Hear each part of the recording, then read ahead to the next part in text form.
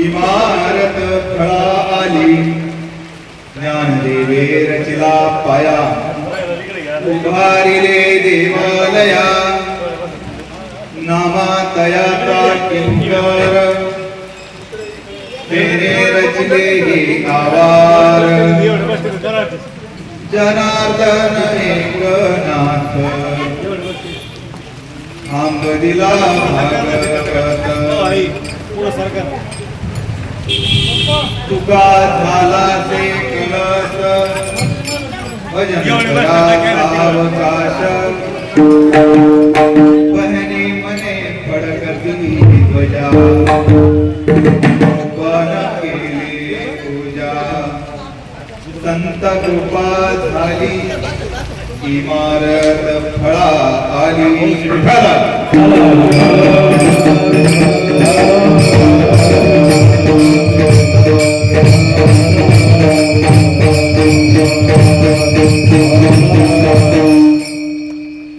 महायोग पीठे तटे भीमरक्षा, वरम पुंडरीकाय मुनिद्रे, समागत्य तिष्ठन्तमानन्दकुन्दं, परब्रह्मलिङ्गं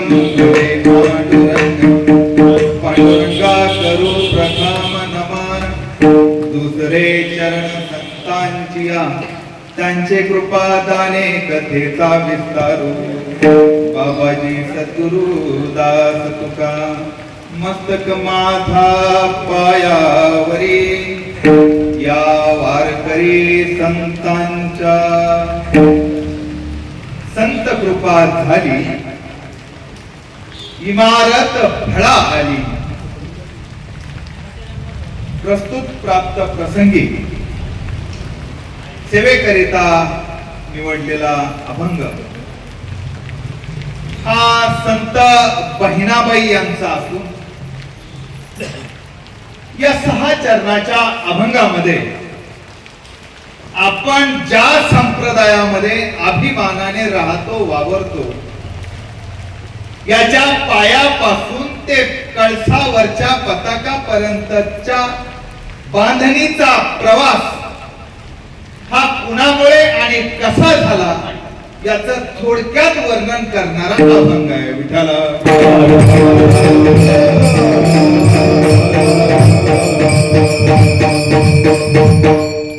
संत कृपा झाली, इमारत फळा आली.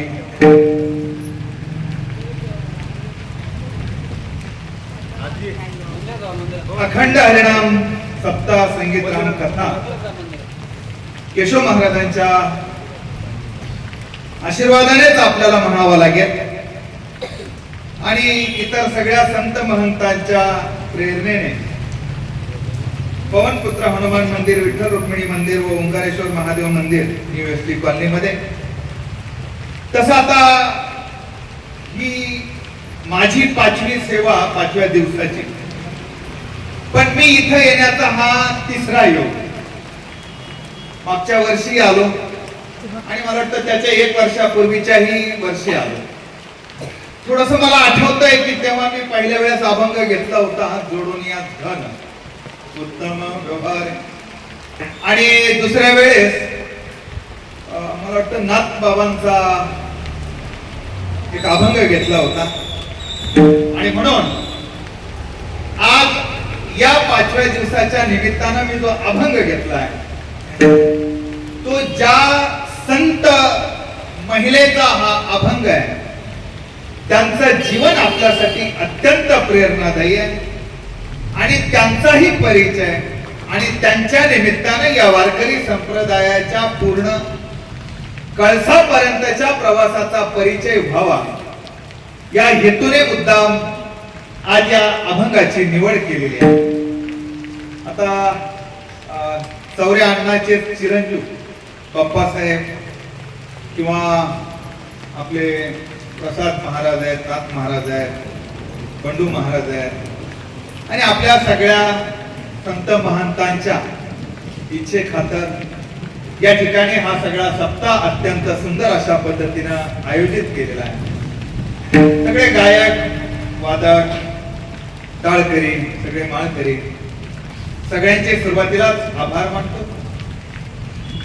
या 6 चरणामध्ये बहिणाबाईंनी जे सांगितलेलं आहे की ज्ञानदेवांनी याचा पाया रचलाय, म्हणजे हे किती मजबूत आहे हे वेगळं सांगायची गरज नाही.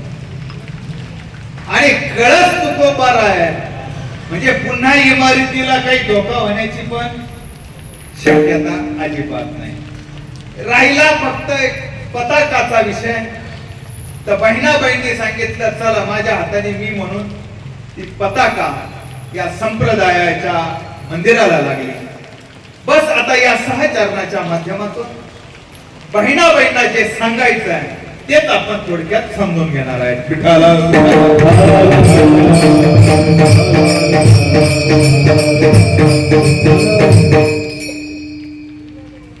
बहिणाबाई तुम्हाला माहिती असलेल्या कोणत्या आहे? 14. ज्या बहिणाबाईंचा, संत बहिणाबाईंचा अभंग मी घेतलेला आहे त्या जळगावच्या संत बहिणाबाई चौधरी नाही, त्या कवयित्री आहेत. आणि मी ज्या संत बहिणाबाईंचा उल्लेख करतोय त्या म्हणजे देवगाव रंगारीचं त्यांचं माहेर आहे आणि त्यांचं सासर आहे शिरूर. पण आता या बहिणाबाई यांचा जो प्रवास आहे तो थोडक्यात अगोदर समजून घेतल्याशिवाय तुम्हाला त्यांनी या रचलेल्या अभंगाचा अर्थ कळणार नाही. बरं, आपण या ठिकाणी जी येतो 2 तास बसतो, याच्या मागे कारण असं आहे की दिवसभर तुम्ही एकतर कष्टात असाल किंवा मनोरंजनात असाल, परंतु पुण्याचं कर्म जर तुमच्याच्यानं काही दिवसभर समजा चुकून झालंच नसेल तर ते होण्याचं निमित्त म्हणजे ही कीर्तन आणि या सप्ताह आहे. तैसा मनाचा मारू न करिता आणि इंद्रिया दुःख न देता येथ मोक्ष असे आयता श्रवणा माझी. तुम्हाला मोक्ष मेल्यावर मिळतो हा तुमचा गैरसमज आहे, हे मी नाही म्हणत. मोक्ष मेल्या पाठी आम्हासी होईल ऐसे जे म्हणतील. आता हा शब्द माऊलीचा आहे, माझा नाही. मूर्ख दीप विझल्यावरी काय साजी प्रकाश. दिवा विझल्यावर जसा पुन्हा प्रकाश नाही तसा आपण एकदा गेलो की गेलो. पण जो आपण संसारामध्ये आपला जन्म झालाय आणि मृत्यूपर्यंत आपण काय केलं पाहिजे याचं जर मूल्य शिक्षण कुठं मिळत असेल तर ते म्हणजे फक्त संतांच्या गाथेत आहे. पण आपल्याकडे गाथा आहे का हा सगळ्यात महत्त्वाचा प्रश्न. बरं, काही जणांकडे असण्याची शक्यता याच्यामुळे की गाथेची पारायण हल्ली व्हायला लागली आणि त्या निमित्तानं आपल्याकडे गाथा येते, पण त्याच्याही पुढे अर्थेविना पाठांतर कासया करावे व्यर्थची मरावे खपूनिया. जर तुम्ही वाचताय हे खरं आहे, गाथा डोक्यावर घेताय हेही खरं आहे, गाथेवर डोकं टेकवता हेही खरं आहे, पण ते डोक्यात घेता का हा तुकोबरायांचा प्रश्न आहे. आणि म्हणून एक तरी ओवी अनुभवावी असं जेव्हा नामदेवराय सांगतात, याचं कारण फक्त एवढंच आहे की फक्त आता या गोष्टी आपल्याला डोक्यावर नाही घ्यायच्या, ते या डोक्यात घ्यायच्या आहेत आणि ते डोक्यात घालण्यासाठीच हा कीर्तनाचा प्रपंच आहे. विठाला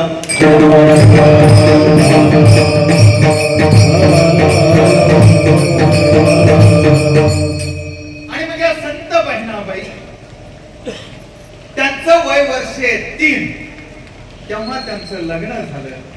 पण लग्न झाल्यानंतर त्यांच्या लग्नाच्या वेळी त्यांच्या नवऱ्याचं वय किती, तर ते 27. त्यांचं वय किती आहे, 3. आणि पतीचं वय किती आहे, 27. आता शेवटी शास्त्र आहे, धर्म आहे. त्या नवऱ्याचं पहिलं लग्न झालेलं होतं, पण पत्नीचा मृत्यू झाल्यामुळे त्यांचं दुसरं पण यांचं इथपर्यंत आपलं थोडस लक्षात आलं. देवगाव रंगारीला काही कारणास्तव त्यांना घर सोडावं लागलं. शिरूरवरून नवरा आला. बहिणाबाई आणि त्यांचे आई वडील जे कोणी सोबत आहेत त्या सगळ्यांना बैलगाडीमध्ये टाकलं आणि ते निघाले कोल्हापूरकडे. जाता जाता मध्यंतरी काही गावांमध्ये मुक्काम करत करत वर्ष 2 वर्ष निघून गेले आणि ते गेले कोल्हापूरला. महिमभटाच्या वाड्यामध्ये ते थांबले आणि महिमभटाच्या वाड्यामध्ये नेहमी कीर्तन, जागरण, भजन असे कार्यक्रम नित्यानं होतात. मग एकदा असंच एक कीर्तन चालू होतं आणि कीर्तनकार महाराजांनी जो अभंग घेतला होता, म्हणजे ते जयराम स्वामी वडगावकर नावाचे हरिभक्तीपरायण कीर्तनकार महाराज होते. त्यांनी जो अभंग घेतला तो होता नेमका जगद्गुरु तुकोबराय. बरं, तुकोबराय कुठे आहे? तुकोबराय देऊन ते तुकोबरायांच्या अभंगावर कीर्तन कुठे चालू आहे, तर ते कोल्हापूरला चालू आहे. म्हणजे तुकोबरायांच्या हयातीतच तुकोबरायांचा इतकी कीर्ती महान झालेली होती, कोल्हापूरमध्ये सुद्धा त्यांच्या अभंगावर कीर्तन व्हायची. आणि तसे तुकोबरायांनी सांगितलं होतं, एक मरणाची उत्तमाची उरे कीर्ती मागे. अरे मरण तुम्हाला आहे, आम्हाला आहे, देवाला आहे, संतांना आहे, साधूला आहे, मरण कोणालाही चुकलेलं नाही. पण मग जर मरण सगळ्यांनाच आहे तर इथं आपण काही ठेवून जाणार आहेत का, तर हो निश्चित तेच आपल्याला संत बहिणाबाईंच्या चरित्रातून बघायचं. आणि मग कीर्तन झालं, कीर्तन होतं तुकोबरायांचा अभंग आणि बहिणाबाईंना ध्यास लागला तुकोबरायांचा. नवऱ्याचा विरोध होता, परंतु नवऱ्याचा विरोध असताना सुद्धा त्या मागे लागल्या. नव्या नवऱ्याची सेवा केली, नवऱ्याचा मार सहन केला, सगळं सहन केलं. पण नवऱ्याला घेऊन त्या देऊला आल्या. जगद्गुरु तुकोबराय आणि बहिणाबाई यांच्या वयांमध्ये फरक होता साधारणतः 20 वर्षांचा. तुकोबराय 40 वर्षांचे जेव्हा बहिणाबाईंची देऊला भेट झाली आणि मग बहिणाबाईंनी तिथून पुढे तुकोबरायांचा अनुग्रह घेऊन अभंग रचायला सुरुवात केली. तुकोबरायांच्या सोबत 2 वर्ष त्यांच्या सहवासात राहिल्या. आणि ते पहा, बैसता चोरापाशी तैसी होय बुद्धी, देखताची चिंधी मन धावे. तुमची संगत कुणाची आहे हे पहा. तुम्ही चोराच्या नुसतं शेजारी बसले जरी त्यानं तुम्हाला लिहून नाही दिलं की कशी चोरी कर, पण तरीही तुमच्या डोक्यात येतं की बाजूला पडलेली चिंधी वस्तू का. ही कशी सवय सांगतीची. तुम्हाला कुणालाही नाव ठेवायला आवडत नाही, पण तुम्ही ज्याच्या सोबत राहतात त्याला जर निंदा करायची सवय असेल तर त्याच्या होला हो म्हणता म्हणता तुम्ही सुद्धा कधी निंदा करायला सुरुवात करता, हे आपल्याला सुद्धा लक्षात येत नाही. आणि म्हणून आपल्या जीवनामध्ये संगत जर करायची असेल तर ती संगत असावी साधूची आणि ती संगत असावी संताची, म्हणजे आपल्या जीवनाचं कल्याण झाल्याशिवाय राहत नाही. विठ्ठल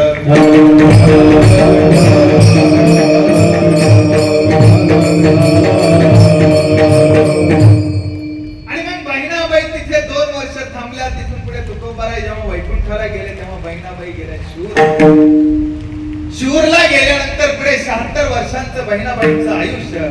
आणि मग त्या बहिणाबाईंनी जेव्हा तुकोबरायांच्या सहवासात राहिल्या अरे तेव्हा तर तुकोबरायांचं वर्णन काय बहिणाबाईंनी करावं. तू बोलती सकळ तुकया केवळ पांडुरंग. सगळे देऊ गावातले लोक तुकोबरायांना तुकोबा नाही म्हणत, ते तुकोबा नाही समजत. पण देहू गावातले सगळे लोक तुकोबरायांना पांडुरंग समजतात. इतकं तुकोबरायांच्या हयातीतच तुकोबरायांचं नाव लौकिक झालेलं होतं. आणि म्हणून बहिणाबाईंनी तेव्हा जो अभंग रचला आणि त्या अभंगामध्ये तेव्हा त्यांनी जे सांगितलं ते पहिल्या चरणामध्ये संत कृपा झाली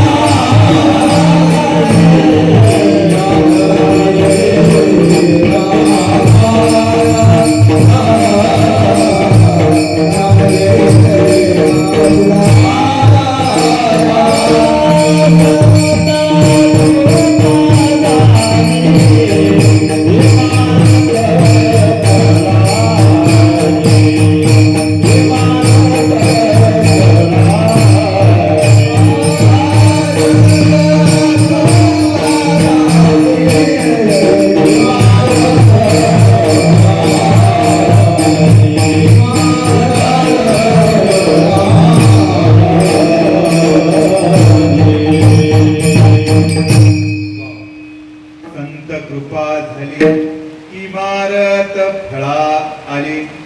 अहो वडिलांची जर कृपा झाली तर मुलाच्या आयुष्याचं कल्याण होतं.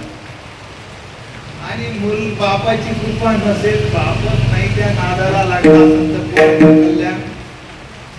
जन्म दिलेल्या बापानं जर इच्छा केली की मला पोरायचं ठरलं, किंवा आईने जर विचार केला की मी नयनाला नख लावेन, तर तिथं त्याचं काही खरं नाही.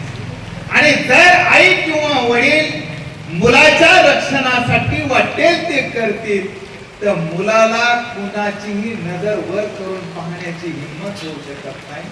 अहो इथे वडिलांनी जर एवढं केलं, बाप करे जोडी लेकुराचे ओढी आपुली करवंडी वळूनिया.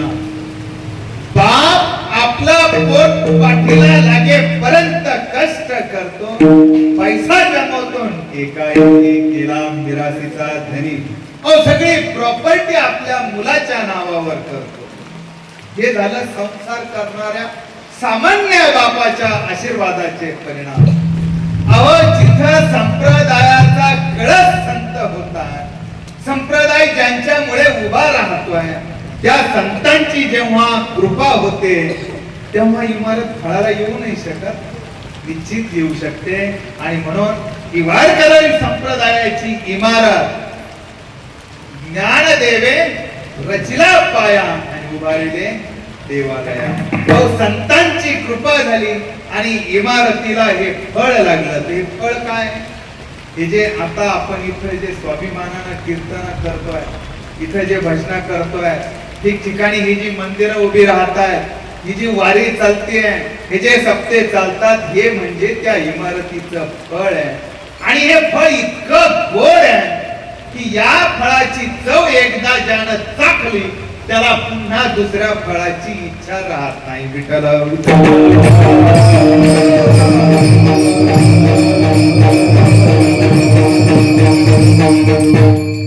आम्हाला मोक्ष नकोय का? तर जे सुख आम्हाला या संप्रदायात मिळतंय ते म्हणून ही जी इमारत फळाला आलेली आहे याला कारण हे की संतांची कृपा झालेली आहे. अहो संत म्हणजे नुसते स्वप्नात जगद्गुरु तुकोबाराय आले तर सामान्य असलेली बहिणाबाई नावाची एक स्त्री संत होतात. तर आपल्या घरातल्या गाथेला फक्त आपण उघडत नाही आणि अर्थसहित ती वाचण्यात समजून घेत नाही म्हणून आपल्या जीवनाचं कल्याण होत नाही एवढी साधी फक्त ही व्याख्या आहे. मात्र ही आपल्या लक्षात येत नाही. म्हणून लक्षात घ्या संतांची कृपा झालेली आहे, इमारत फळाला आलेली आहे. पण मग ही सहज उभी नाही राहिली.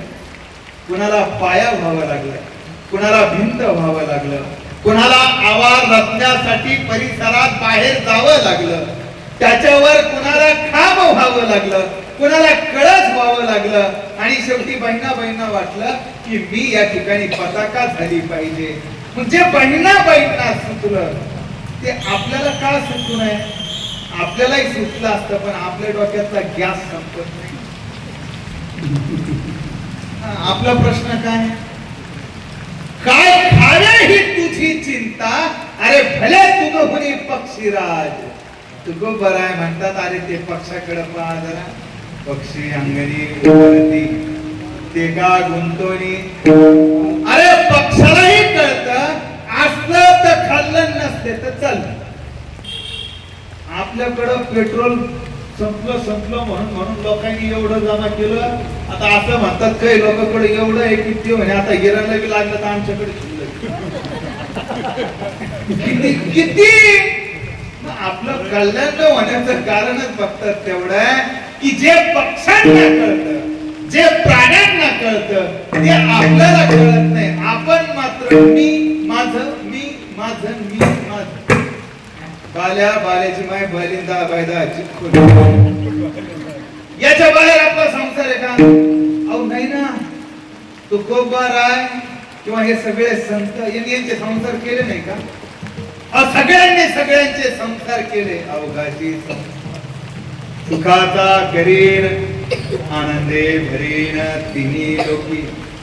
आम्ही आमचा संसार करणार आहे, आमचा संसार आम्ही आनंदाने करणार आहे आणि आमचा संसार आम्ही आनंदाने करताना दुसऱ्याचाही संसार कसा आनंदाने होईल हे पाहणार. म्हणून ते संत झाले. आम्ही आमचा आनंदानं करणार तर नाहीच नाही, पण कोणाचा नुसता होताना आम्ही त्याचं वाटोळं. आपण संत का होत नाही त्याचं कारण फक्त एवढंच आहे की आपल्याला काय सांगितलंय? अहो अवघाची संसार केला ब्रह्मरूप, पण कसा? विठ्ठल स्वरूप म्हणून या. मी माझा संसार करताना हा विठ्ठल स्वरूपे असं मानलं. अहो तुकोबारायांनी त्यांचा संसार विठ्ठल स्वरूप केला म्हणून तो ब्रह्मरूप झाला. आपला ना विठ्ठल रूप होतो, ना आपला ब्रह्मरूप होतो, ना आपला आपल्याही रूपात होत नाही. त्याचं कारण फक्त एवढंच आहे की समाधान नावाचा जो प्रकार आहे तो आपल्या जीवनामध्ये मात्र उतरायला तयार होत नाही. आणि म्हणून बहिणाबाई जेव्हा सांगतात की अहो संतांची कृपा झाली, इमारत फळाला आली, पण कशी? तर दुसऱ्याच्या ज्ञानदेवे रचिला पाया, ज्ञानदेवे रचिला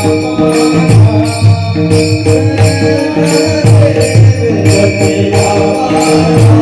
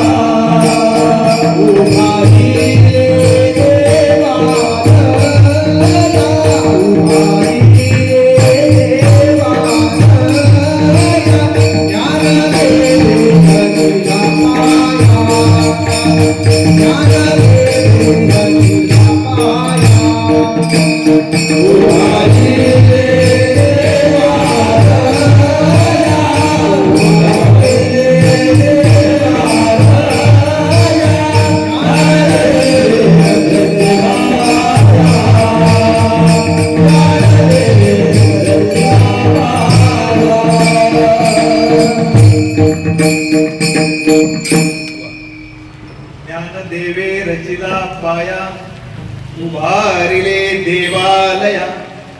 पाया रचण्याचं काम श्री संत ज्ञानेश्वर माऊलींनी केलंय. पण मग आता या इमारतीचा पाया जर ज्ञानेश्वर माऊलींनी उभारला असेल तर मग माऊलींचे आई वडील पंढरपूरला वारीला जात होते, तो काय प्रकार आहे?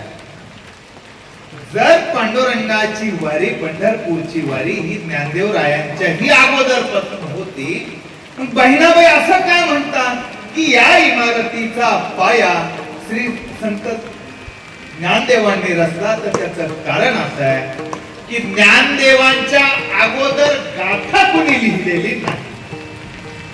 गाथा ही विठ्ठलाला स्मरून जेव्हा लिहिल्या गेली तेव्हा सगळ्यात अगोदर लिहिली ती ज्ञानदेवांनी. म्हणजे संप्रदायाचा ऐतिहासिक वारसा लिखित स्वरूपामध्ये पहिल्या वेळेस जर कोणाच्या हातून झाला असेल तर तो म्हणजे ज्ञानदेवांच्या हातून झाला. आणि म्हणून बहिणाबाईंनी इतका सखोल विचार करून अंतिम निर्णय असा दिला की ज्ञानदेवे रचिला पाया आणि उभारिले देवालय.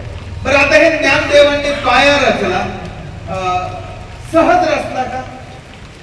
तिथे सुद्धा एक महिला आहे, त्या संत आहेत आणि त्यांची ती कृपा आहे की आपल्याला ज्ञानदेव महाराज, ज्ञानेश्वर माऊली हे निश्चितपणे भेटलेले आहेत. माऊली शांत होते असं नाहीये, त्यांना राग यायचा. किती राग? खूप राग. कसा? एकदा झोळी घेऊन माधुकरी मागायला गावात गेले. आता आपल्याला माहिती आहे की आधीच तर बहिष्कृत सगळं कुटुंब, मी त्या इतिहासामध्ये जाणार नाही. पण मग कुणी त्यांना काही दिलंच नाही, त्यांना राग आला. राग आला, ते झोपडीजवळ आले, त्यांनी त्यांची खांद्यावरची झोळी काढली, फेकली, आतमध्ये गेली, ताटी लावून गेली. म्हणजे जी वृत्ती ज्ञानदेवांची इथे निर्माण झालेली होती, जर ती वृत्ती तशीच राहिली असती तर मग ज्ञानदेवराय संत म्हणून आपल्याला भेटले नसते. परंतु तिथे मुक्ताईचं चातुर्य कामी आलं आणि मग मुक्ताईंनी सांगितलं, अहो ज्ञानदेवा, जर जग तुमच्यावर किंवा आपल्यावर आग म्हणून जर ओकत असेल आणि आपल्याला जर साधू किंवा संत व्हायचं असेल तर आपण पाणी झालं पाहिजे आणि अग्नी असलेल्या मनामध्ये ज्ञानदेवांच्या पाणी टाकून ते विझवण्याचं काम सगळ्यात अगोदर जर कोणी केलं असेल तर ते म्हणजे संत मुक्ताईंनी. आणि म्हणून तुम्ही हे लक्षात घेतलं पाहिजे. विठ्ठल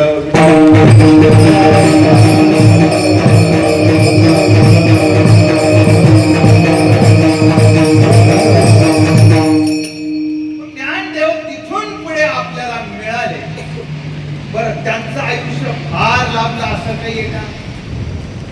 माणूस किती वर्ष जगला, अहो याला अजिबात किंमत नाही. त्या कोरोनामध्ये तर किती म्हणजे वर्षांनी श्राद्धाच्या पत्रिका आल्यावर आपल्याला कळलं किती पाहुणे तेव्हा गेले म्हणून. म्हणजे पाहुणे संपर्कातच नव्हते ना, कधी भेटले तर बोलायचे नाही, हसायचे नाही, विचारपूस नाही की आले काही गेले. पण या सगळ्या संतांनी अहो त्यांचा संसार करताना त्यांचा तर केला पण समाजाचा सुद्धा केला. म्हणून तर आपल्या लग्नामध्ये किंवा कोणत्याही चांगल्या विधीमध्ये आपण या संतांचे देवांचे फोटो ठेवल्याशिवाय आपले कार्य सुरू करत नाही. म्हणून लक्षात घेतलं पाहिजे, या 10 बाय 10 खोलीच्या बाहेर येऊन जर समाजासाठी आपण काही करू शकलो तर निश्चित समाज सुद्धा आपल्यासाठी काही करेल. अर्थात फळाची अपेक्षा ठेवून आपल्याला कर्म करायचं नाहीये. पण ज्ञानदेवरायांनी सुद्धा काय करावं, अहो नंतर ज्ञानेश्वरीची रचना केली. पण छत्रपती शिवाजी महाराजांचा विचार करा वयाचा, तर त्यांना सगळं वय किती लाभलं? फक्त 50 वर्ष. जगद्गुरु तुकोबरायांच्या वयाचा विचार करावा, किती वय लाभलं? फक्त 42 वर्ष. अहो एवढंच काय, तर संभाजी राजांना वय किती लाभलं? 32 वर्ष. आणि माऊलीला 23.5 वर्ष. कल्पना करा, अहो हे वय काय वय कोणाला घेण्याचं की वय समाधी घेण्याचं? परंतु त्यांचं कार्य तेवढ्या कमी वयामध्ये इतकं केलं. अहो आपल्याला आता घरच्याला म्हणावं लागत नाही तर डॉक्टर म्हणते यांना घरी घेऊन जा आता आटपलं यंत्र. तरी आपली जायची तयारी नसते. नाही मला इथं जमाय ना घरात 2 दिवस आणखी जमलं तर जमत कशाला जायची वेळ झाली गेलं पाहिजे. पण नाही कळत जसं आता वय झाले की आपले कान कसे होतात बधीर होतात ना थोडेफार. बधीर होणं चांगलं का वाईट. अहो आता तुमच्या पोराचे लग्न झाले आता घरात काय गप्पा चालतात हे ऐकून येऊ नये म्हणून निसर्गानं देवानं ही सिस्टीम लावलेली आहे की तुमचे पोरं मोठे होऊन तुमच्या सुना घरात येतील तेव्हा तुमचे कान बधीर झाले पाहिजे. तर तुम्ही 25,000 रुपये खटून मशीन आणून लावता. मग आता याला दोष कोणाचा आहे. आमचा आहे का संतांचा आहे का तुमचाच आहे नाव. बरं जाऊ द्या त्या मशीनचा. आमच्याकडे तर भिंतीला की का नाही इतकं वाईट आहे. बरं जे ऐकू नाही आलं नुसत्या 2 पाया बाजूला उभे राहा तर तुम्हाला वाटत ह्या मुर्द्या माझ्याबद्दलच बोलत असतात. अहो तुम्ही म्हणजे काय महिला आयोगाच्या अध्यक्ष आहे का तुमच्यावर लोकांची चर्चा करावं.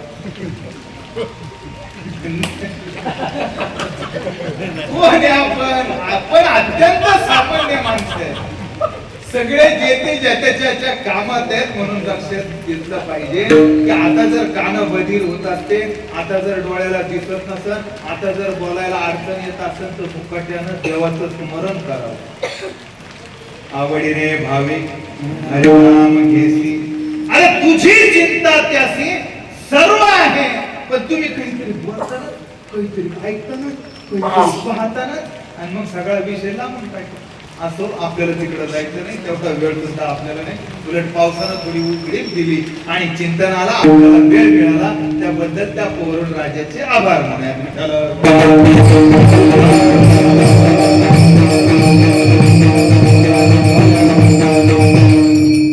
माऊलींनी पाया रचला ज्ञानेश्वरी दिली. माऊलींनी पाया रचला गाथा दिली. पण मग नुसता पाया रचून झाला आणि नामदेवरायांच्या लक्षात आलं की नुसतं पायाने काही होणार नाही. याचा विस्तार करणं फार गरजेचं आहे. आणि म्हणून 3ऱ्या चरणामध्ये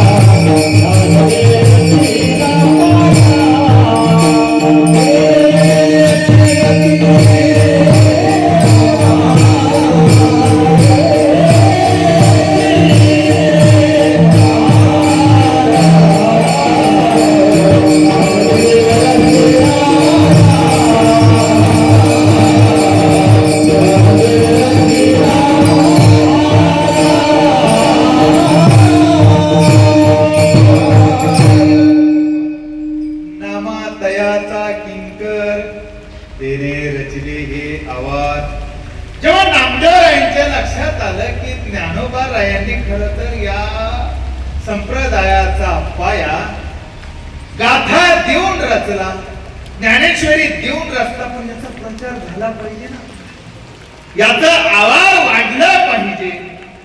याचा आवाज किती वाढला पाहिजे त्याला मर्यादा नाही. नामदेवरायांनी विचार केला आणि नामदेवराय जे निघाले ते पंजाब पर्यंत संप्रदायाचा प्रचार करत करत ते तिथं गेले.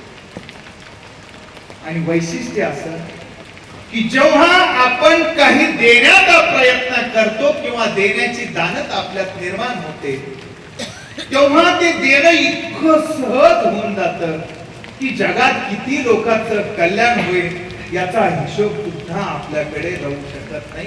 इतकं कल्याण होतं. फक्त देण्याची दानत आपल्यामध्ये निर्माण झाली पाहिजे. आता नामदेवरायांच्या लक्षात आलं, पंजाब पर्यंत गेले. नामदेवरायांनीही अभंगाला सुरुवात केली. नामदेवरायांचं म्हणणं असं होतं की जर रामायण निर्माण होऊन एक इतिहास या ठिकाणी जर रचला जाऊ शकतो तर वृथा म्या आयुष्य गमविले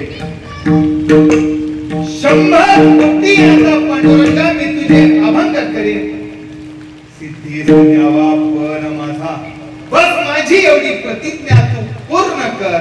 आशीर्वाद दिला पांडुरंगाने नामदेवरायांना आणि नामदेवरायांनी मग अभंगाची रचना करत करत संप्रदायाचा विस्तार करत करत गावोगावी कीर्तन करत करत पंजाब पर्यंत गेले. आणि जेव्हा पंजाब मध्ये तिथल्या शीख धर्माच्या हे लक्षात आलं की आपला जो ईश्वर आहे, शीख धर्मामध्ये ईश्वर कुणाला मानतात तर त्यांच्याकडे असलेल्या ग्रंथाला, त्याचं नाव आहे गुरु ग्रंथ साहिबा. आणि या ग्रंथांमध्ये अनेक संतांच्या रचना, अनेक संतांचे मूल्य असलेले अभंग समाविष्ट केलेले आहे. तेच त्या शिखांचा देव आहे. आणि त्यांच्या गुरु ग्रंथ साहेबांमध्ये श्री नामदेवरायांचे अभंग आहे. म्हणजे वारकरी संप्रदायाचा विस्तार करता करता इतरही संप्रदायासाठी योगदान दिलेले हे नामदेवराय महाराज आहेत.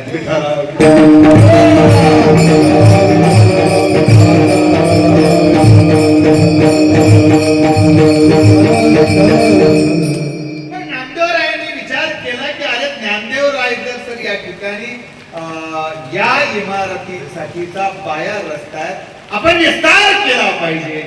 पण मग विस्तार होत आहे बरोबर आहे, वर मंडपालाही सुरुवात झालेली आहे बरोबर आहे, पण ते पडू नये म्हणून इथे मध्ये जे आपण खांब दिलेले आहेत याची जबाबदारी ज्यांनी घेतली तेच चौथ्या जनार्दन एकानाथ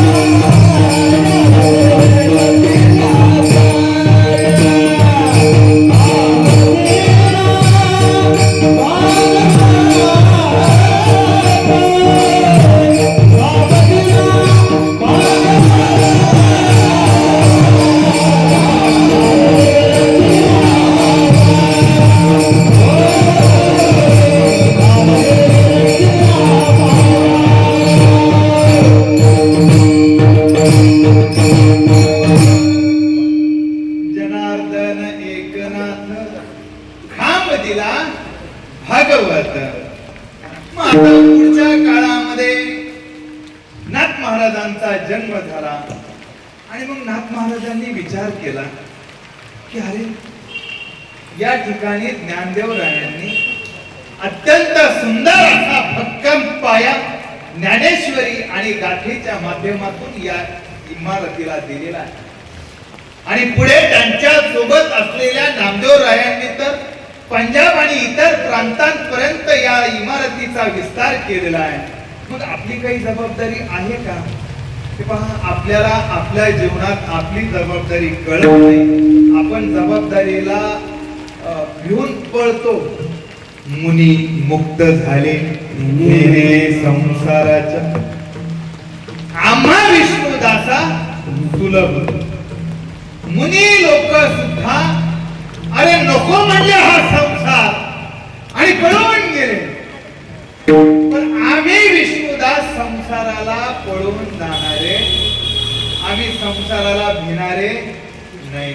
उलट आम्ही आमचा संसार या ठिकाणी नेटा न करू हे सांगणारे हे संत.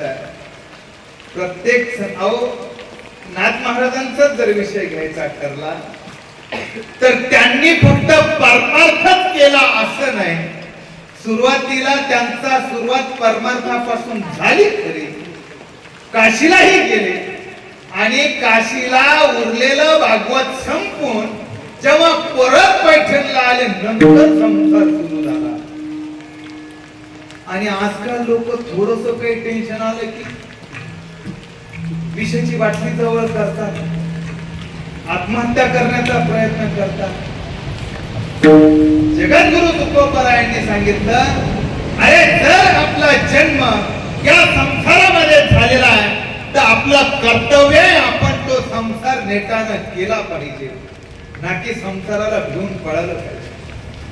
तर आपल्या जाण्यानंतर आपल्या घरच्यांची काय अवस्था होती ही विचार सुद्धा ते करत नाही. का तर त्यांनी वारकरी संप्रदायाचे संत समजून घेतलेले. सुरुवातीलाच आम्ही वंदन करताना काय सांगितलं होतं, मस्तक माझा पायावरी या वारकरी संतांच्या. निळोबरायांनी सांगितलं होतं, अरे डोकं टेकवायचं तर संताच्या पायावर टेकवा. पण अगोदर पहा ते संत वारकरी आहेत का नाही, आपलं तिथंच फाटलं. आपण कोणतेही संत पाहिले आणि त्यांचे पाय धुवून पाणी पिले आणि आपल्या जीवनाचा काय सत्यानाश करून घेतला हे तुम्ही रोज पेपरला वाचता, टीव्ही मध्ये पहा. वारकरी संप्रदायाच्या बाबतीत कोणी असा डोळा वर करून पाहण्याची हिंमत नाही. म्हणून आपण ही गोष्ट लक्षात घेतली पाहिजे. पाय जर डोकं टेकवायचंच असेल, एक आम्ही आमचे देव आणि दुसरं संत, पण ते वारकरी असतील तर.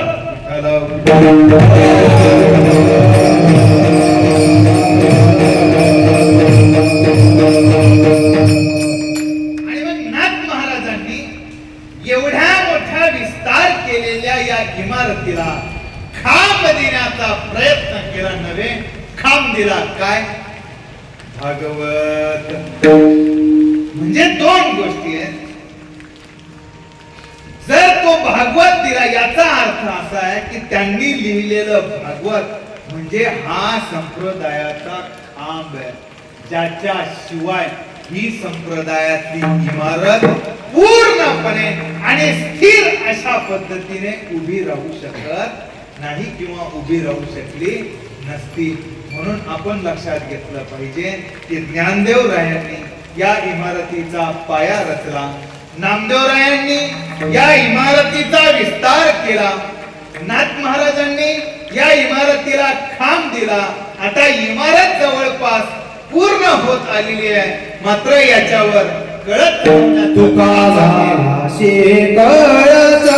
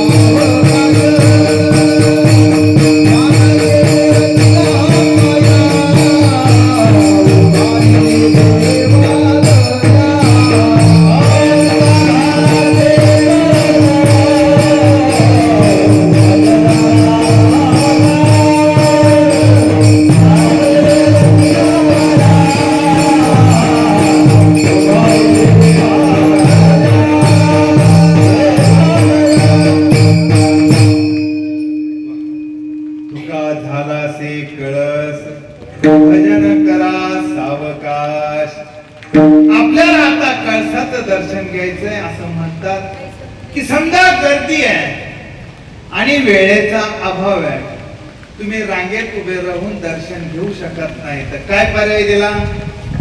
दुरून कळसाचं दर्शन घ्या. कळसाचं दर्शन घेतलं तरीही गाभ्यातल्या ईश्वरापर्यंत ते पोहोचत. वेळेचा अभाव आपल्यालाही होता, म्हणून आपण या संतांकडून थोडस लवकर लवकर चाललो. मात्र आपल्याला कळसाचं दर्शन हे थोडं सावकाश घ्यायचं. कशामुळे सावकाश घ्यायचं? कारण या इमारतीचा, या संप्रदायाच्या मंदिराचा कळस अहो तुकोबराय होतात. मग तुकोबरायांनी संसार नाही केला, फक्त परमार्थ केला म्हणून कळस झाले का? तुकोबरायांना वैराग्य मूर्ती म्हणतात. वैराग्याची व्याख्या आपल्या दृष्टीनं काय? सगळं सोडून द्यायचं, बस देवदेव करायचं, झालं वैराग्य. तुकोबरायांना लेकरं किती? 1 2 3 4 5 6 बळमार कर दे. जगद्गुरु तुकोबरायांना 2 पत्नी आणि 7 लेकरं. इतका सुंदर संसार जगद्गुरु तुकोबरायांनी केला. पण संसार आपला करताना समाजाचा सुद्धा असा केला की तो परमार्थ घडला. आणि 2 पत्नी 7 लेकरं असूनही तुकोबराय वैराग्य मूर्ती झाले. विठ्ठला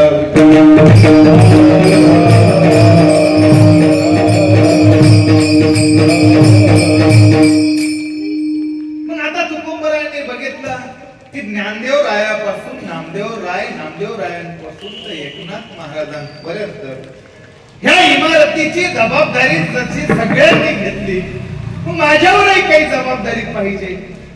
भामचंद्राच्या डोंगरावर त्यांना झोप लागली आणि झोपेत त्यांना स्वप्न पडलं. आणि त्या स्वप्नाचं वर्णन करताना त्यांनी सांगितलं, नामदेवे केले स्वप्न माझी जागे, सवे पांडुरंगे येऊनिया, सांगितले काम करावे कवित्व, वावगे निमित्त बोलो नये, प्रमाणाची संख्या सांगे शतकोटी, उरले शेवटी लावी चुका. नामदेवरायांनी जशी शपथ घेतली होती आणि पांडुरंगाला सांगितलं होतं की 100 कोटी मी तुझे अभंग करणार आहे.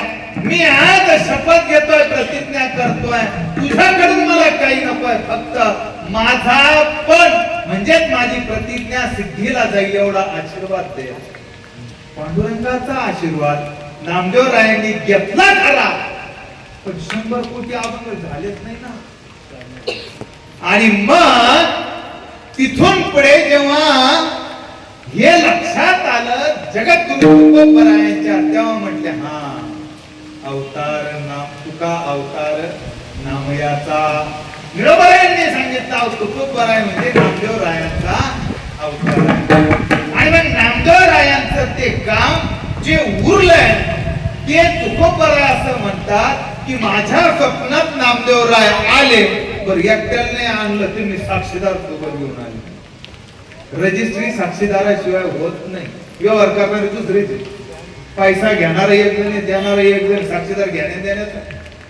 पण ज्याच्या साक्षीशिवाय यांच्या कोटीच्या व्यवहाराला अजिबात अर्थ राहत. शपथ कोणाची आहे? नामदेवरायांची. पूर्ण करायची कोणाला आहे? तुकोबरायांना. पण साक्षीदार कोण आहे? पांडुरंग आहे. आणि पांडुरंग म्हणजे हा हे खरं बरं का, हे असं झालं होतं आणि तुला ते अभंग करावे लागतील. म्हणून तुकोबरायांनी सांगितलं, नामदेवराय म्हणतात त्याप्रमाणे, वावगे निमित्त बोलू नये, करावे कवित्व. आता जो अभंग रचायला सुरुवात कर, उगा आता बाकीचं सगळं आहे ते सोडून दे.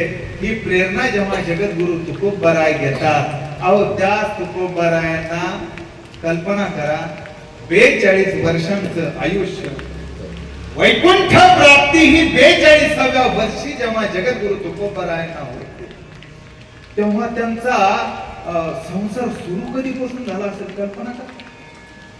वयाच्या 13व्या वर्षी वडिलांनी सांगितलं, तुमचे मोठे बंधू सावजी यांचं आधीच संसारात लक्ष नाही आणि बळत लग्न लावलंय. म्हणलं संसार करीत पण तू काय करायला तयार.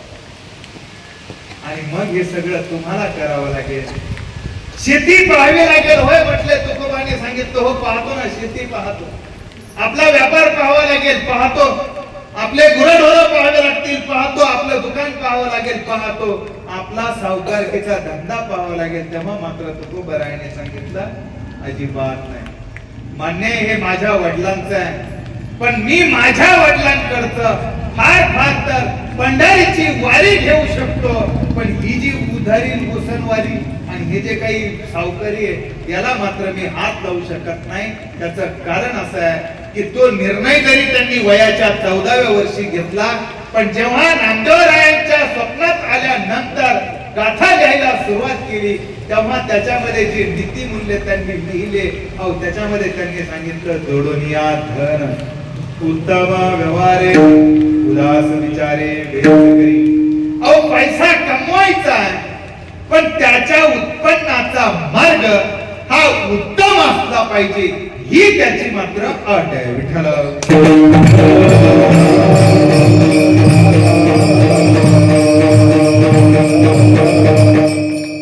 आपल्याला पैसे कमवायचं थोडंफार कळलं, पण किती कमवायचं हे मात्र काही कळालं नाही, आणि जीव किती लावायचा हेही कळालं नाही.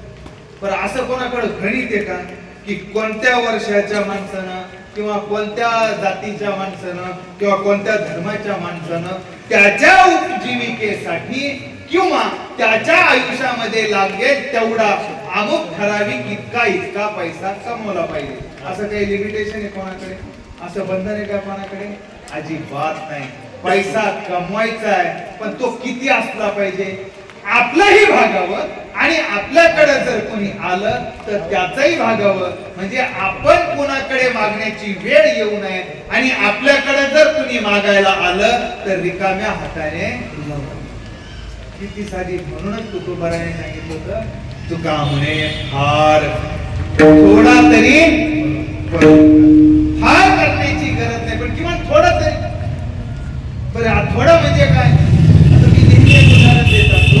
समजा आपण चांगल्या मार्गाने पैसा कमवला आणि त्या पैशानं जर समजा आपण गाय आणली, तर ती गाय काय लोकांच्या दारात येऊन धार काढीत आणायची का? असं करीत कोणी? तुकोबराय म्हणतात हा अव्यवहारीपणा, हा करायची गरज नाही आहे. मग काय करायचं?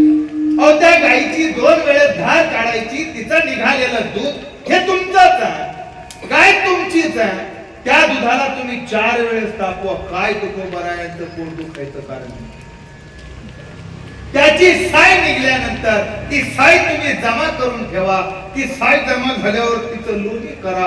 त्या लोणीला कढईत टाकून त्याचं तूप बनवा, भात करा आणि मस्त पैकी त्याच्यावर 4 चमचे तूप टाकून खा. काहीही म्हणणं, पण अपेक्षा काय तुकोबरायांना? नका घालू दूध जयामध्ये सार. अरे ताकाचे उपकार तरी करा. भले सार असलेलं दूध तुम्ही द्या का नका देऊ, पण किमान ताक जे तुमच्या घरात उरलेलं आहे तेवढं देण्याची तरी दानत ठेवा. विठ्ठलाव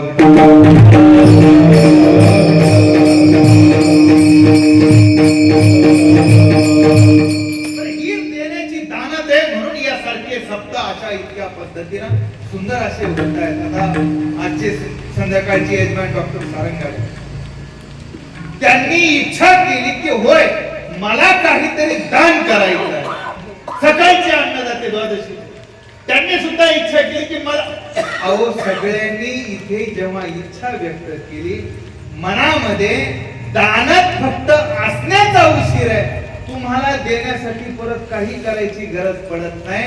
अरे सगळे जीवांचा करीतो आणि तुम्ही एकट्याला मोकर सोडून देईन का? काय नाही सोडून देणार.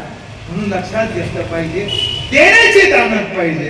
खाऊनी जेवणी लेवणी नेचुनी म्हणती आम्ही बऱ्या 4 बाया संक्रांतीच्या दिवशी गप्पा मारताना ऐकाव. काय घंटांचं मग, काय काठाच्या साड्या, काय नवऱ्याचं काय कौतिक. तुकाराम महाराज म्हणतात अभिनंदन आहे की तुम्ही कोणावर अवलंबून नाही, तुमचं चांगलं आहे. अरे खाऊनी जेवणी लेवणी नेसुनी म्हणती आम्ही बऱ्या आणि संत येती घरान होती पाठण मोऱ्या. तुमच्या संसाराचं काय करायचं? तुमच्या सोन्यात कौतुक जर आपल्या संपत्तीचं करायचं असेल तर 2 रुपये लोकांना दान देण्याची बी दानत ठेवली पाहिजे. याला काय अपेक्षा नाही तर सांगू नाही तुमचं काय जळलं लोकांना कशाला सांगा. म्हणून लक्षात घेतलं पाहिजे की देण्याची वृत्ती जेव्हा निर्माण होते तेव्हा देण्याचं बळ तुम्हाला खर्च करायची गरज पडत नाही. पांडुरंग ते आपोआप करून घेत असतो. विठ्ठल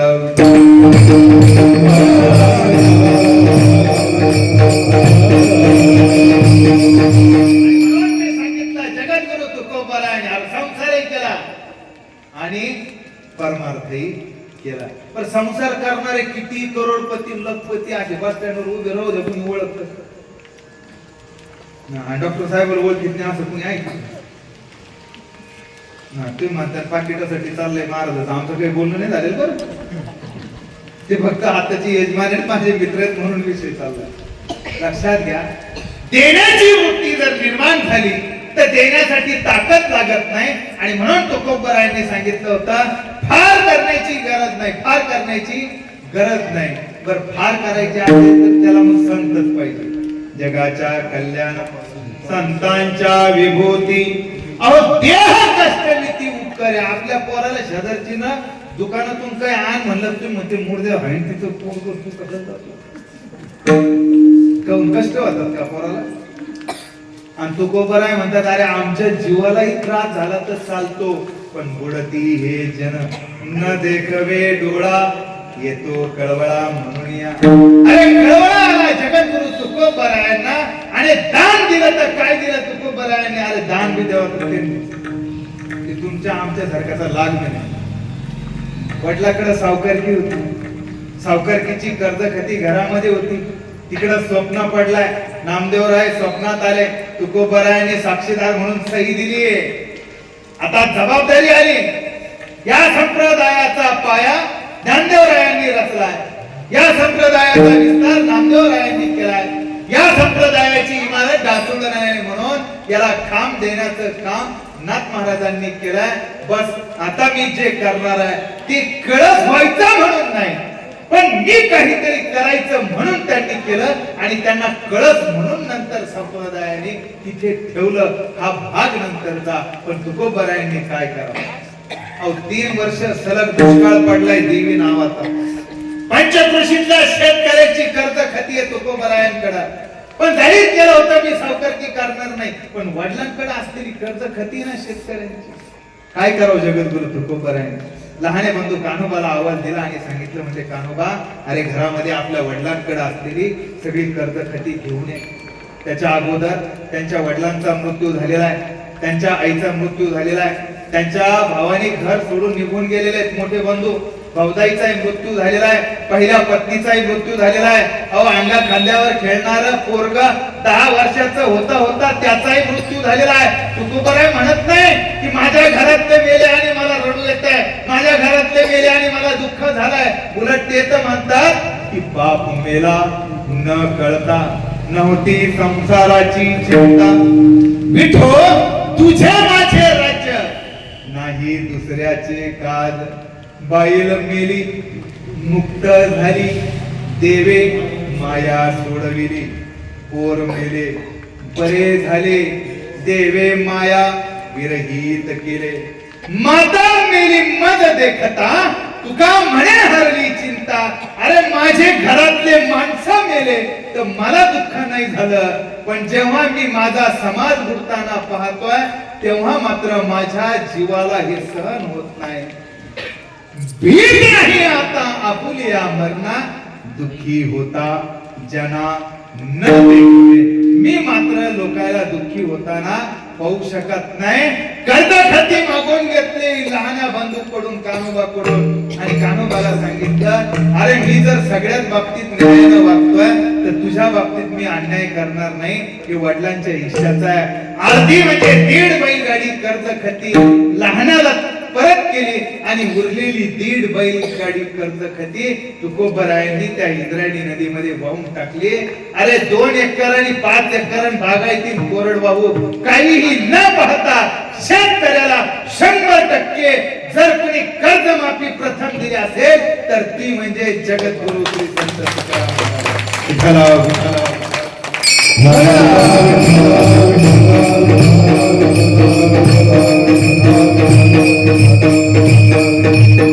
आपण साडी देत नाही चांगली पाहून एखाद्या आपल्या नोकरीला मोल करून देतो का?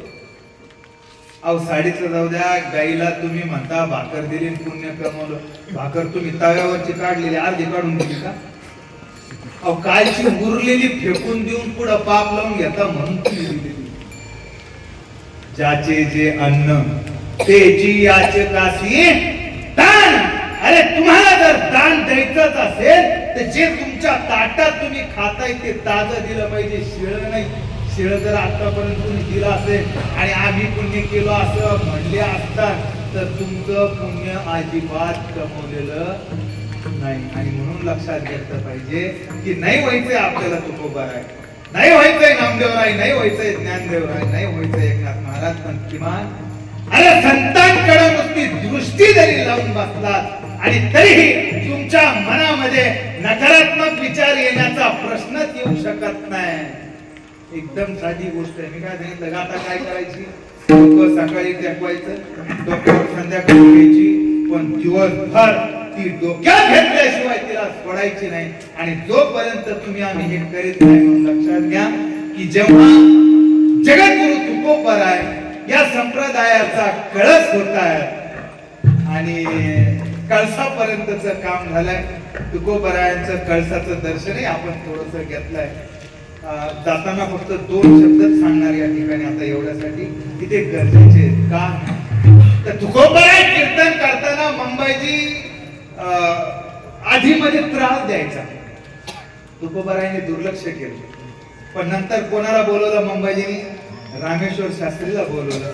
रामेश्वर शास्त्रीने सांगितलं की अरे हे जे तुम्ही करताय, तुम्ही शूद्र असल्यामुळे तुम्हाला गाथा लिहिता येणार नाही, तुम्ही शूद्र असल्यामुळे तुम्हाला कीर्तन करता येणार नाही, तुम्हाला कोणाही पाया पडणे तुम्हाला ते जमणार म्हणजे तुम्हाला त्याचा अधिकार नाही. आणि शेवटी त्याचा परिणाम असा झाला की रामेश्वर शास्त्रींनी आदेश दिला. काय दिला? ही गाथा आता पाण्यात बुडवायची. कुणी बुडवायची? गावातल्या पाटलांनी नाही. गावातल्या पाटलाला फक्त पत्र पाठवलं की शिक्षेचा हा कागद आहे आणि याची अंमलबजावणी व्हावी. पण अंमलबजावणी झाली. गाथा कोणी बुडवायची? तुकोबरायांनी स्वतःच त्यांच्याच हाताने गाथा बुडवायची. किती त्रास! आईबाप मेले तर वाईट नाही वाटलं, पण लोकाला त्रास झाला आणि गाथा जेव्हा बुडवायला लागले तेव्हा मात्र तुकोबरायांना प्रचंड त्रास झाला. अर्थात त्याच्यानंतर पुढे काय झालं त्या विषयाकडे मी जात नाही. फक्त इथे लक्षात घेतलं पाहिजे की जशी गाथा बुडाली आणि रामेश्वर शास्त्री 12 वर्ष काशीला अध्ययन केलेले, वेदाचं अध्ययन झालेले रामेश्वर शास्त्री कुणाच्या आश्रयाला जाऊन थांबले? नामदेवरायांच्या आश्रयाला. पण आता इकडं वारकरी संप्रदायाने मिळून इमारत तयार केली. रामेश्वर शास्त्रींनी त्यातला एक गोष्ट काढून घेण्याचा प्रयत्न केला, गाथा बुडवण्याचा प्रयत्न केला. इकडे त्यांच्या अंगाचा काय सुरू झाला? दाह सुरू झाला, झोप लागली. ज्ञानदेवराय स्वप्नात आले आणि म्हणले, "हा बाई, तू जिथं जाऊन खेटला ना, हा तुझा इलाज तिथंच आहे, माझ्याकडे सुद्धा." अहो रामेश्वर शास्त्रीचा विलास ज्ञानदेवरायांकडे सुद्धा नव्हता. माऊलीनं सांगितलं तुम्हाला कुठं जावं लागेल? तुकोबरायांकडे. आता तुम्हाला जर एखाद्या सोबत भांडण झालं आणि मध्यस्थ जर म्हणलं जाऊ द्या थोडं दुर्लक्ष करा, मग तू इथं चिंतित किती वाईट आहे. म्हणजे आपल्याला कोणी चांगलं सांगणं मी असंच एकदा 2 दिवसापूर्वी कीर्तनासाठी निघालो. एक पोरग त्यानं मध्येच उजवीकडे गाडी घातली आणि वयस्कर माणूस आपला सरळ चालला. थोडस धक्का लागता राहिला. त्या पोराने त्या माणसाला सांगितलं, इकडी. मला वाटलं मध्ये पडा, जाऊ द्या त्याला सांगा वयस्कर माणूस आहे ते. त्या माणसाला काय म्हणतात, बाबा आता तुम्ही जा म्हणे, मी महाराज बोलतो म्हणे, आमच्या लेवलच्या गप्पा. ज्ञानाचं आपण जेव्हा चांगलं करायला जातो तेव्हा ती गोष्ट चांगली म्हणून लक्षात येईल हे बऱ्याचदा समजत नाही. मग रामेश्वर शास्त्रीने सांगितलं मी तर काही जाऊ शकत नाही. रामेश्वर शास्त्रीने 2 माणसं पाठवून दिली. 2 माणसं तुकोबरायांकडे गेले. तुकोबरायांना सांगितलं महाराज फार मोठा अपराध झाला आम्हाला मान्य आहे. तुमची गाथा बुडवायला नको पाहिजे होती, शास्त्रीने ती बुडवली. अहो पण त्याचा दुष्परिणाम असा झाला की त्यांच्या अंगाचा दाह सुरू झालेला आहे आणि तो काही क्षमता क्षमेना. काय करावं लागेल? तुकोबराने एक कागद घेतला आणि त्या कागदावर एक अभंग लिहिला.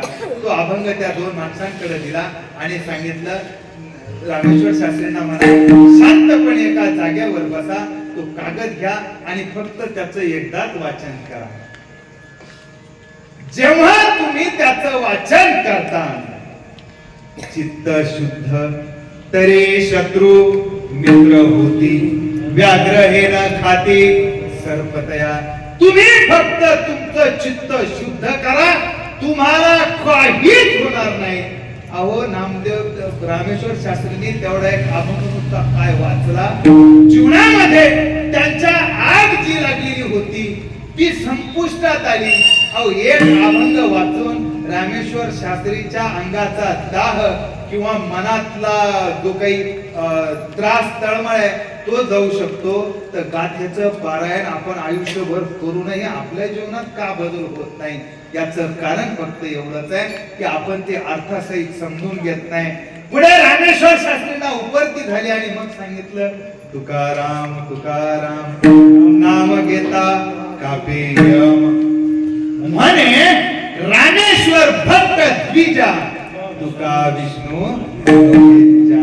तुकाराम महाराज आणि प्रत्यक्ष भगवान विष्णू हे काही वेगवेगळे नाही म्हणून लक्षात घेतलं पाहिजे की तुकोबराय कळत झाले खरे पण याच्यावरच्या पताक्याची जबाबदारी घेतली ती संत बहिणाबाई. दैनी भडकते ध्वजा, दैनी भडकती ध्वजा, दैनी भडकती ध्वजा, दैनी भडकती ध्वजा,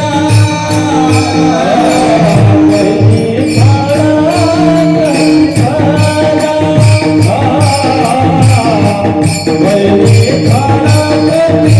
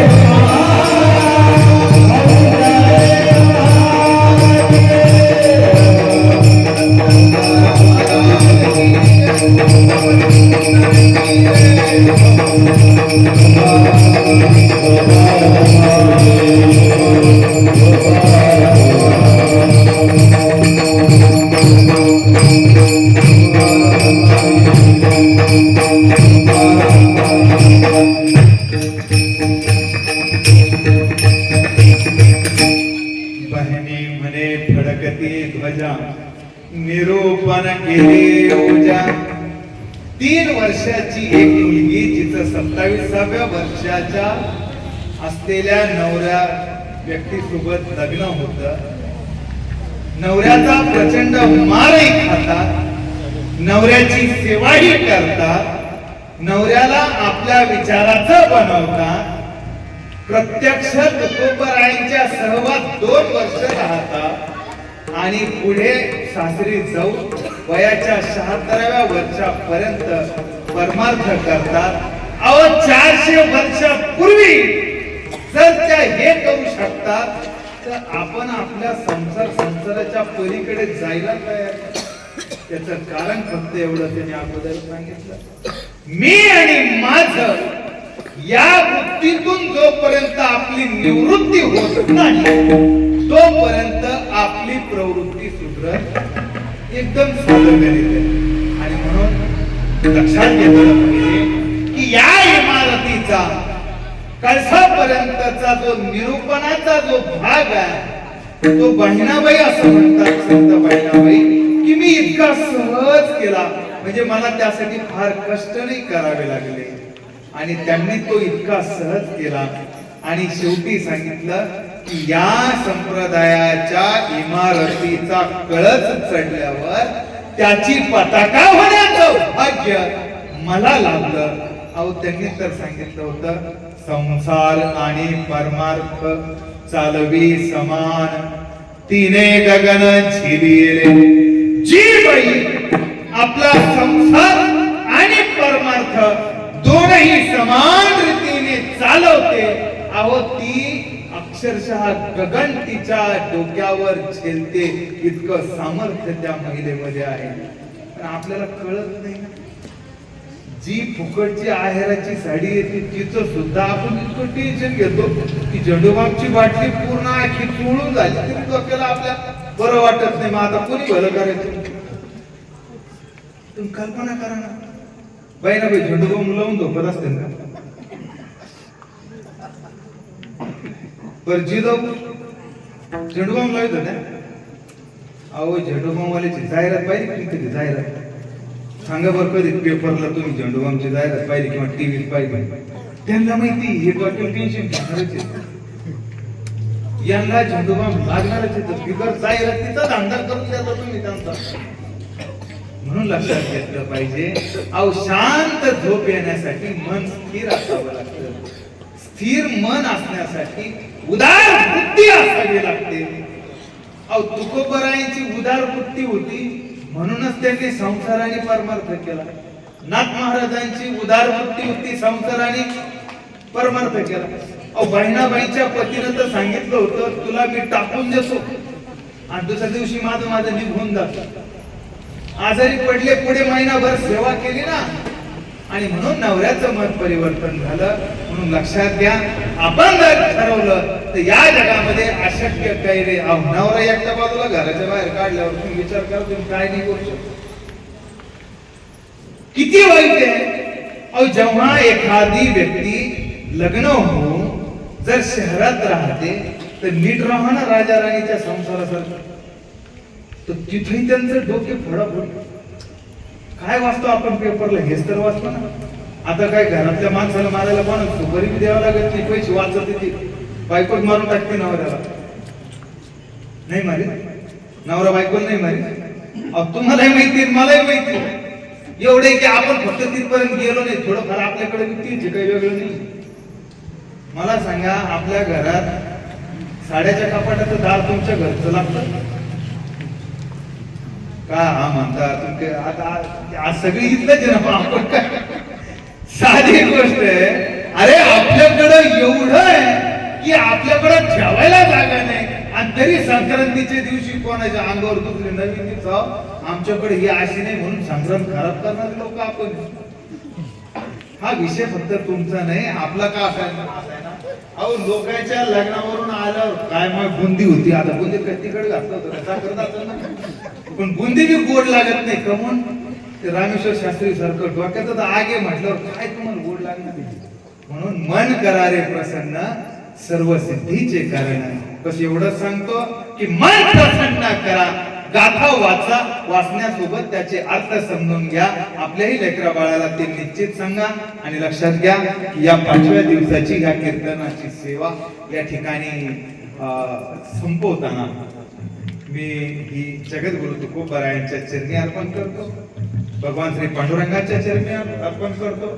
आपल्या सगळ्यांची गायक आणि ही सगळी सिस्टीम, आपण सगळे लोक आपण या ठिकाणी आलात थांबलात, आपल्या सगळ्यांचे सुद्धा या ठिकाणी आभार व्यक्त करतो आणि या माझ्या सेवेला पूर्ण विराम देतो. ज्ञानेश्वर